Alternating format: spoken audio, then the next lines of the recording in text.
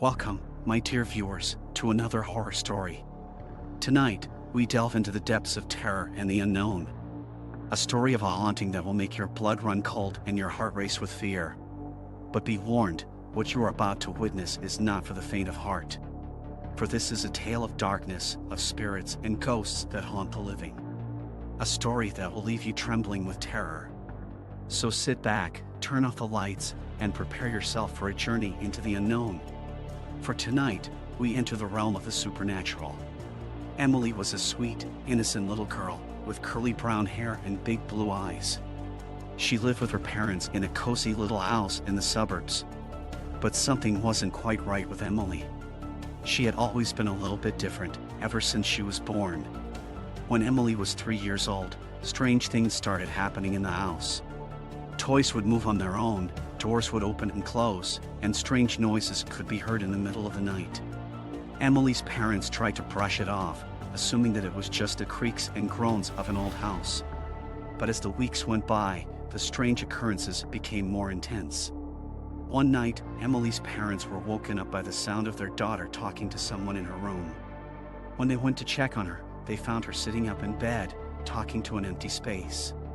"What are you doing, Emily?" her father asked. "I'm talking to the man," Emily replied. "What man?" "The man with the dark eyes. He comes to visit me every night." Her parents were terrified. They had never heard of any man with dark eyes. They tried to reassure her, telling her that it was just her imagination. But Emily insisted that the man was real. Over the next few weeks, Emily's behavior became more erratic. She would have tantrums for no reason, throwing things around the room and screaming at her parents. She would talk to the empty space in her room, telling her parents that the man with dark eyes was telling her to do things. One night, Emily's parents woke up to find their daughter levitating off the bed. They tried to grab her, but she was too high up. Her body was contorting into impossible shapes, and her eyes were rolled back into her head. Terrified, Emily's parents called a paranormal investigator. He told them that the house was built on an ancient burial ground, and that the spirits of the dead were still lingering in the house. He performed an exorcism, but it only seemed to make things worse. Over the next few weeks, the paranormal activity in the house became more intense.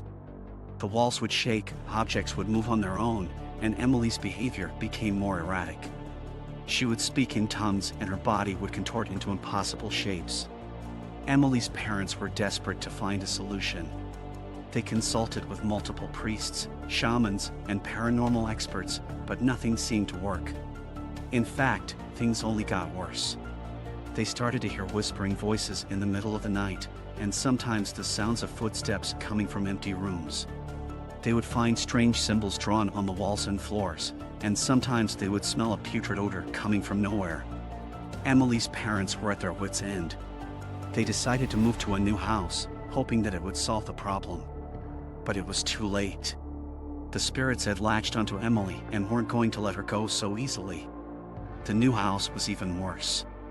Emily's behavior became more and more erratic. She would have violent outbursts, and sometimes her voice would change, becoming low and demonic. Objects would move on their own, and the walls would shake violently. Her parents were at a loss. They didn't know what to do. One night, Emily's parents were woken up by the sound of their daughter's voice. But it wasn't her voice.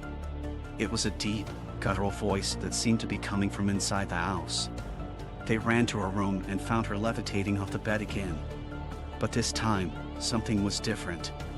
Her eyes were glowing red, and her body was covered in strange markings. The spirits that had been haunting Emily for so long had finally taken control of her. Emily's parents were terrified and didn't know what to do. They tried to grab her, but she was too high up. Her body was contorting into impossible shapes, and her eyes were rolled back into her head. Emily's parents knew they had to do something to save their daughter. They contacted a renowned exorcist who agreed to come to their house and perform an exorcism. The exorcist arrived the next day, armed with holy water, crosses, and prayer books. He spent hours reciting prayers and performing rituals to rid Emily of the evil spirits. At first, it seemed like the exorcism was working. Emily's body stopped contorting, and her eyes returned to their normal color. But then, something strange happened. The room started to shake violently, and the temperature dropped suddenly. The exorcist continued to pray, but it was clear that he was losing control of the situation. Suddenly, Emily started to speak in tongues. Her voice was low and demonic, and her body started to contort again. The exorcist tried to hold her down, but he was thrown across the room by an invisible force. Emily's parents tried to intervene, but they were no match for the spirits that had taken over their daughter. The exorcist tried to continue the ritual, but he was losing ground. The spirits were too powerful, and they seemed to be getting stronger by the minute. Emily's parents watched in horror as their daughter was writhing on the bed, her body contorted into impossible shapes.